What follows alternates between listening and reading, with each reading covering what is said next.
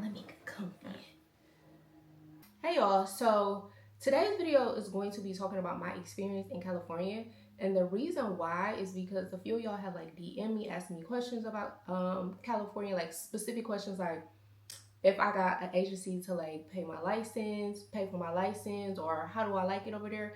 And I figured I would do a video on my experience because I think that people are under the assumption, people being myself, that you are automatically coming to California and making a guaranteed bag. And that is not necessarily the case. So I just want to talk about like a few things that I found in my situation that would have helped if I would have known beforehand, or just things in general that you should be doing before you actually come over here. I'm not saying that you won't make a bag. I'm just saying it's not going to be all rainbows and lollipops. That's what I'm saying. So let's get into the video. Okay, so the first thing is housing. I typically am the type of person who is not last minute. I will have my housing situated like at least 3 weeks before my assignment starts. This time around, because I had went with Justina, that's the girl who I had went with, my friend Justina, we were uncertain if we wanted to go because we were on Facebook looking up the hospital that we were going to, and we did not hear like good things about it. Like rarely did people have anything good to say about it.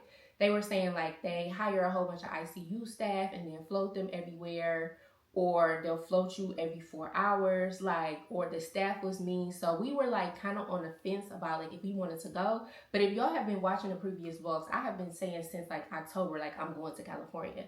So in my mind, I was just like, I'm gonna go and see what it is. Like I won't know if I'll have a bad experience if I don't go. And so because I was going with somebody else, she was more on the I don't know side, but we were getting housing together. So we waited last minute to get housing to see if we actually liked the facility, so that we weren't locked into like housing. So I will say housing has not been difficult to find. I have just been in like situations where it wasn't ideal and it took me, and I couldn't find it like quick enough. I'll say that. So the first week we got here, the first week we got here, we stayed in a hotel because we kind of just wanted to get a feel for it. And also too, the hospital was saying like on the Facebook group, it was saying like the hospitals cancel people. You could get canceled before your contract, you could get canceled the day of, or you can get canceled, as I'll tell y'all later on, into your contract. So we were like, well, let's just go. We got a hotel the first week, and that was pretty expensive. I think we spent like maybe $1,500 for a hotel for a week. And then we moved into a house, a 2-bedroom, 1-bathroom house, like 30 minutes away from our neighborhood. And the house was really nice. I'll put like some pictures in there. And it was great. Like the location was fine. Like it wasn't as close to the hospital, but like, you know, the location was fine. The house was nice. We were paying, I think like $3,800, or we were paying like $1,800 a piece. So that's another thing. It's very expensive to live out here. But I feel like $1,800 is a little bit on the decent side for California. So we paid $1,800 a piece, and our house was really nice. But then, and if this video is all over the place, I'm just trying to think in sequence of events so that I can kind of speak on everything. So we moved into the house, we went to the facility. The facility was, for me, it was okay. Like I didn't have a bad experience. They said that we would get floated a lot. I didn't get floated a lot. They said that people's contracts would get canceled. My contract did get canceled. But I don't think you have a way of knowing because it was sporadic. Like some people's contract got canceled like within the first week. My friend that I went with, her contract got canceled in the 3rd week. My contract got canceled literally 2 weeks before it was set to end. So I guess it just really depends. So I guess I'll speak to that. Like coming over here, save up, like have money saved up, but also be prepared if your contract gets canceled. Because Justina wasn't able to find a job for like a month and a half. And there were jobs out there, not saying find a job, but we were being picky about what we wanted because the contracts out here are like trash. Like they're just trying to make you work for any little thing. So if it didn't seem like it was worth it, like we were basically like holding out, or at least she was. So I would definitely say housing is very expensive out here. I currently rent a studio for $1,800. It's a 1 bedroom, literally like a studio, but I love it. I absolutely love it. It's in the house. Very safe, very comfortable. Love the aesthetic. Y'all know from my last experience. I mean, if you do want to go the cheaper route, because I do know people who say they'll rent a room, and I rented a room from somebody else, and I actually like staying there with her, but I prefer to have literally my own little space, unless it's with somebody that I know. If I don't know you, it's not saying it wasn't doable, because I stayed with her for a month, and I absolutely loved her place, because she was never there. She had a normal job working 9 to 5, but she would leave like at 7 in the morning. So I would never see her when I got off of work. And then when she got off of work, I don't know, she was a counselor, so they must have had her tired. But as soon as she got off of work, like if I was in the living room or something, she might chit chat with me, or she'd keep going about her business. But she did, as soon as she got home, like around 7 o'clock, she'd be in her room all night into the morning. So it felt like I had the house to myself. But then there was another situation where it was too many people in the house, and I feel like I couldn't move like how I wanted to. I stayed in my room most of the time if I wasn't at work. I just didn't like being confined like that. And also, like, sometimes when you get off of work, you know, as a nurse, you just want silence. I didn't want to hear nobody breathe. Hearing doors shut, people coming up and down the stairs, me going to the kitchen to get some water, and then I was living with an old couple. You know, old people like to talk. I just want to get my water, sir. And even though they was nice, but you just know as a nurse, sometimes you just want to not hear nothing. Like you don't, your mind is already in overload. You just want to not have to think. So I will say housing is expensive, but it's doable if you have a good assignment. So now we'll get into this. I'll say the first thing, honestly, before you even come out here, you need to have a contract that is worth it. I was under the assumption that, because I hadn't really been checking, but I was under the assumption that you shouldn't be making anything between anything less than like $3,500 in California. Like I thought that was a good contract, but as I started looking, I was barely seeing anything for $3,500, like barely. I was seeing stuff like $2,800, $1,600, and I was just like surprised. Like I did not expect to see that. And I looked with big agencies and small agencies, and like I would say 25, 26 is decent right now for California.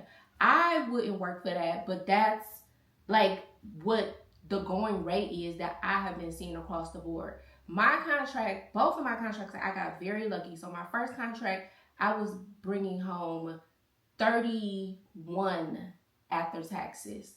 This contract, I'm bringing home 3,000 after taxes. So I told myself that I was not coming out here making anything less than 3,000, because if I wanted to do that, I could just stay at home. And so it had to be worth my while, because a lot of us will be paying, unless you have like an RV, and I actually thought about doing that, but I probably won't. But most of us will be paying for something in the state that we live in. So I still have a whole entire apartment that I have to account for that I'm never there for. And then also I have to account for my expenses here. So I would definitely say before you come out here, do the math. Like don't just come out here thinking like, oh, I might make this. Like get on that site that I showed y'all the site in one of my videos about how you can calculate what your paycheck is going to be. And that site has never failed me. It might be off like $50 to $100, and that's usually more than what I calculated. So it's never been off. But calculate all of your expenses and see if it's worth it, because you might be bringing home 3,000, but your expenses at home are so much more expensive on top of living out here, which is expensive. So you might not really be bringing any money home. So I would definitely say to do the math before you come out here, because you don't want to come out here for nothing where you basically like breaking even. You can break even and be in the comfort of your own home. So I will say that. The next thing I'm going to talk about is your vehicle. So I spent about $2,000 on renting a vehicle, and I did it at Turo. And I'm going to say between the two contracts, because now I'm on another contract. So the first contract, I think I spent maybe like $1,500. I should have looked at the numbers. I think it was 8, and then maybe $1,500 when my first contract here for 3 months. And then this contract now, this car, I only rented it up to a month, and that was $1,000. So it can be very expensive. I don't have a car note, so that definitely helps on the money that I'm putting out. But I also thought about having my car shipped over here.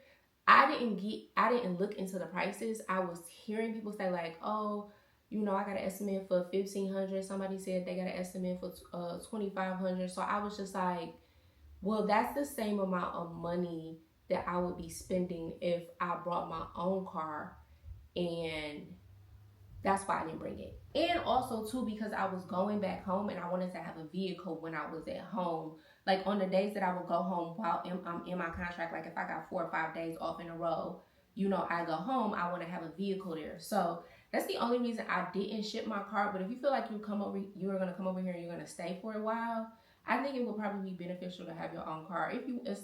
Also too, I didn't want to put a lot of miles on my car because it already has a lot of miles. So I was just like, leave it over there. But you could get a little putt-putt car to get you from point A to point Z. The first 2 cars that I got here were little putt-putt cars. They were still expensive though, which was crazy. But they got me from point A to point Z. So you ain't got to come out here and get the nicest car. This time around, I got a nicer car. And nice by, it was just a Honda. Even though those are nice cars. But I got something newer. The cars, the putt-putts, they were old. Like 10 years old or more. But anyway, so vehicle wise, unless I did meet a traveler who she was like, when she come out here, she never get a car. She just used public transportation. That is doable if you are in an area where it has like everything you need. Like in my area right now, I will still need a car, but I could go to the grocery store. I could walk to the gas station. I could walk to get my nails done, the chiropractor. They got the dentist. Like they have a lot in this area that is walking distance. It's very walkable. But for me to go to work, I definitely would need a car. Uber is too expensive out here. So I guess if you looked at it in that way, you got a place like right down the street from the hospital, but still had a lot of stuff in the area, and everything was walkable, then I guess you wouldn't need a car. But also too, I like to explore. They have some of the most beautiful hiking trails out here. Excuse me. They have wineries out here. They have beaches. And so I wouldn't want to Uber to all of those places. Like I just like to move around. So I like the convenience of having a car. But if you just wanted to come out here and take it slow and get your feet wet and you were like, a car is not that big of a deal, you definitely would save money by not having a car. They do have a lot of public transportation around here, so that wouldn't be an issue. Unless you're like in a rural area. I don't know. But I was in pretty like populated cities. So that's what I'll say about vehicles. Okay, what else? Okay, next we'll talk about getting my California license.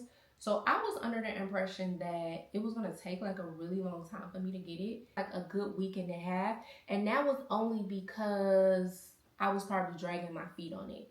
So maybe in a week. So, oh no, you know why? Because I flew to California actually to do my fingerprints. So I, instead of mailing in my fingerprints like from my hometown, just flew there and got my fingerprints done there. And because they say, I think online it says that it's faster if you do it that way.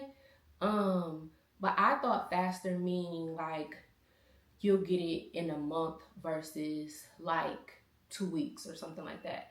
They literally got it done like within a week. It just took me a little bit of time to schedule like my appointment and all of that stuff. Not my appointment, but my flight and stuff to go out there. So it was fast to get a license. Like it did not take long at all, which I thought that it was. And then what I did, I was already on a contract in Atlanta when I got it. So I paid for everything myself. But when when I reached out to my recruiter, I told her that I wanted to go to California. So once she found me a California contract, she told me to go ahead and apply to get reimbursed for my license. So the agency that I'm with now,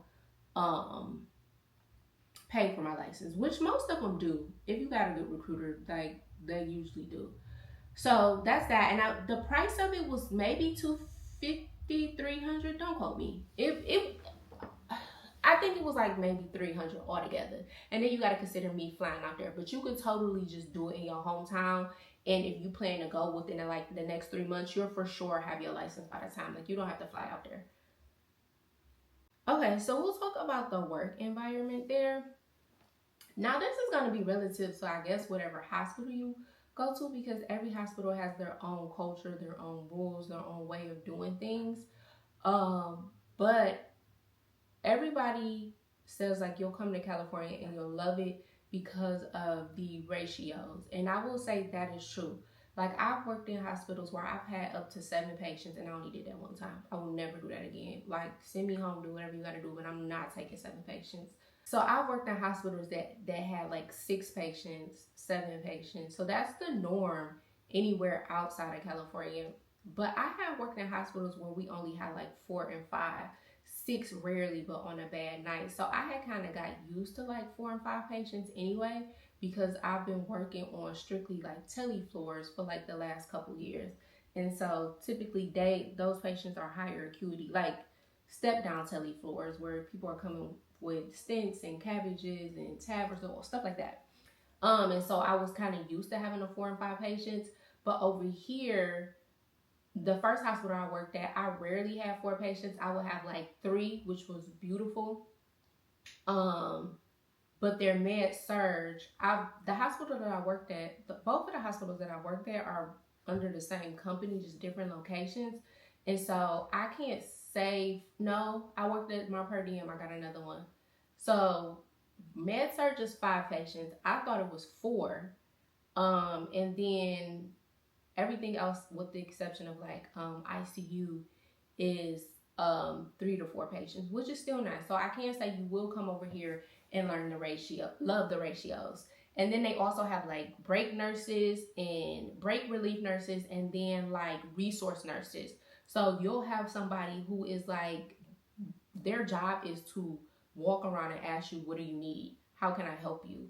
Let me pull your pills for you. Let me go give this person medication. Like, that is their job. And then you have break and relief nurses, because you get 2 breaks over there and a lunch.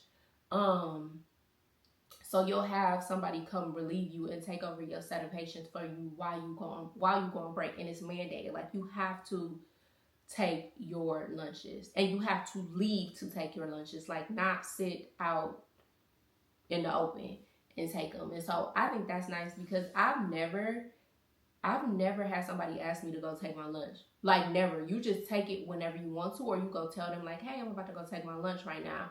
And people kind of listen out for your patients. But this is like a whole different ball game. So I love that. Night shift, I always skip my 15-minute break, because typically, like, I'm chilling. Even if it is a little tiny busy, it's not worth me going away for 15 minutes. I just take an hour lunch. And yeah, I'll be good. So I do like that. I do like the mandatory breaks. I do like that they have resource nurses and flex nurses, and you have a safe number of nurse to patient ratios, so you don't get overwhelmed by so much. I'll say the text. So the text, this is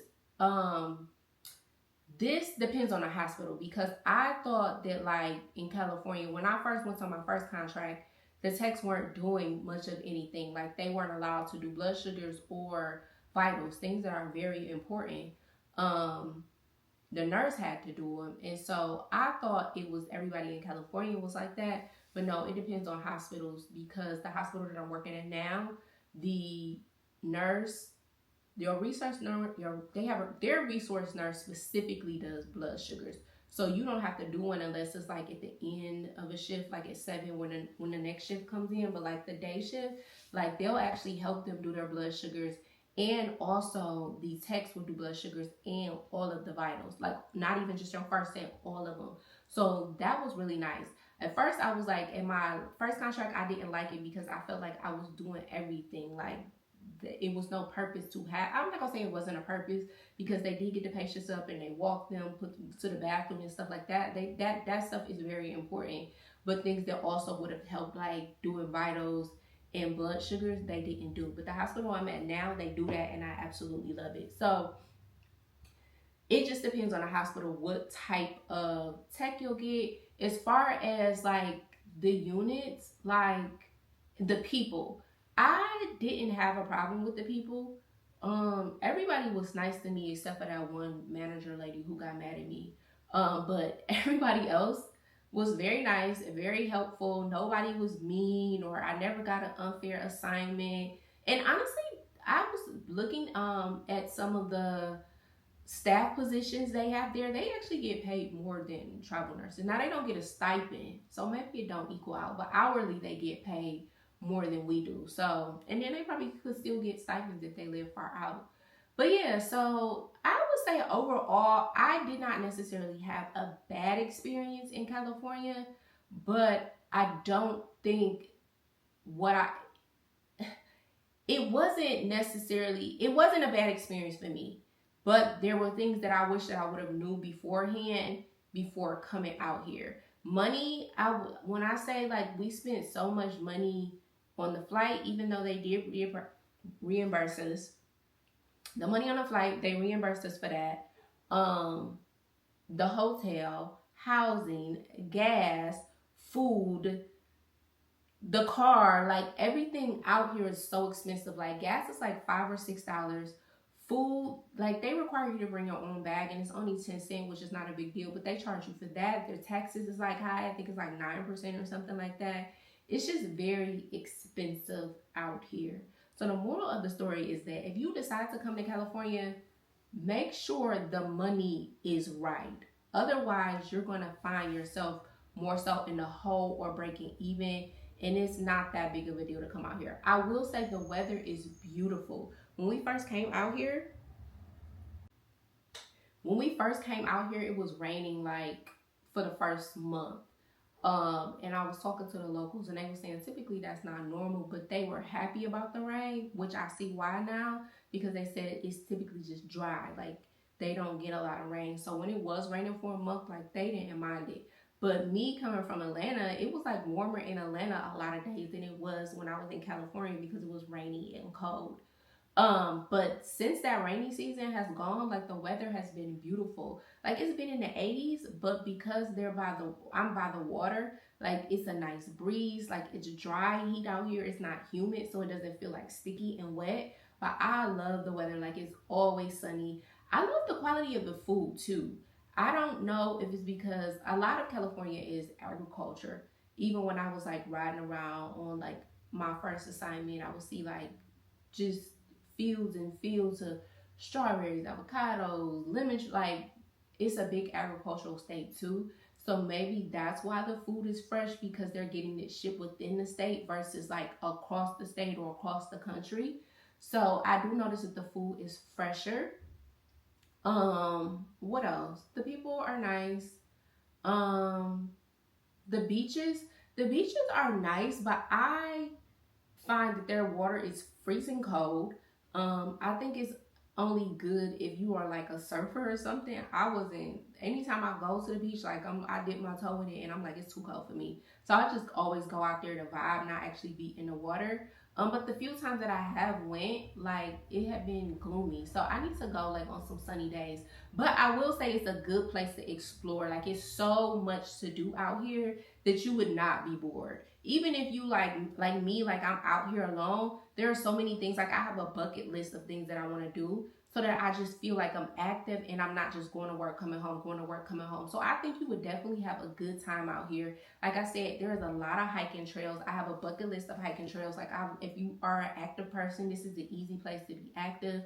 They have a lot of concerts here, a lot of wineries here. Like they have good food. Like they have a lot of good stuff in California. So I would definitely say if I could do it all over again, I think the thing that I would have done first is I probably would have saved up a lot more money. Because when I saved up some money, this is beside the point. When I saved up money, if y'all watch the vlogs, y'all know that I got into that car accident. So the money that I had saved up, I ended up paying out to get that stuff done with the car accident. So that took less money away that I had to spend in California. But if I could do it over, I would have had more money coming out here, because I felt like I was like waiting for my first check. Like my money was just, I constantly see like, because I was off a month prior before that. So there was no consistent income besides like my little side hustles, but that wasn't like a lot of money. And so I was just seeing my bank account go down every time I would swipe my card for the hotel, for food, for gas, for the car. And I'm like waiting for my first check because my money was just going so fast. I didn't expect it to go that fast. So I definitely say come out here with money. Don't come out here thinking that, oh, I just got to get my hotel and car and food, and by the time I get my next check, I'm gonna be good. Like, no, it's expensive out here, and you just want to make sure that you are not like penny pinching or in a situation where you just like, I barely have any money to get to work. You don't want to be like that. So yeah, I think that was pretty much it. Let me know if y'all have any questions. I am enjoying myself here, especially the new space that I am at. Like the area, the housing, the hospital seem cool. Like I really love this one. So it's a little less money than when I was making in my other one, but it's still worth it for me to be out here. So I don't know. Yeah, y'all let me know if y'all have any questions about anything. For those who are in California or been in California, let me know how y'all experience was. Oh, I didn't talk about per diems. So I have 3 per diems out here, and I could not get any shifts with any of them. I think it's because it's the summer, and census is low, even though it's not low to me. So it was very hard for me to pick up any shifts. I actually didn't pick up any shifts. I think I worked 1 shift, and that was an orientation shift, and they sent me home after 4 hours. So I would say the per diems are better if you can get one where you can pick up shifts, because one of the per diems I was at, I met a girl who actually was from Atlanta. So we were just chopping it up, and she was telling me she flew from Atlanta out here because the per diems in Atlanta aren't that good. Somebody sent a comment about PAH, but I couldn't remember what hospital that was. I don't know if it was like Piedmont Henry or Anthony's or something like that. It was like 75, which is actually really good if that's true. But the per diems are good if you get in with a specific hospital in a specific agency. I had worked at an HCA, and I had went through a third party agency who got me the per diem. So they were paying me less than the agency that the hospital normally just uses, which is Health Trust. So Health Trust typically has assignments or per diem for HCA hospitals. But I was going through a third party who went through Health Trust and then got me the per diem. So go through the actual agency and not a third party, because you're going to get skimped on some money. I think they were paying me $75 for the per diem through the third party, but the Health Trust was paying their people like 90 something. So it was a big chunk of money that I could have been getting. But yeah, if you can get a per diem, I don't think it's bad. And that honestly is the end goal. I want to get some per diems where I can pick up shifts and then go home or do all my shifts in a row. But the thing is, I need it to be guaranteed, because it's not going to be worth it for me to come out here and run on 1 shift at a time. So even though I have 3 different per diems, I don't think that's a bad thing when it comes time for me to actually be able to pick up shifts. So I think that was everything. I kind of touched on everything.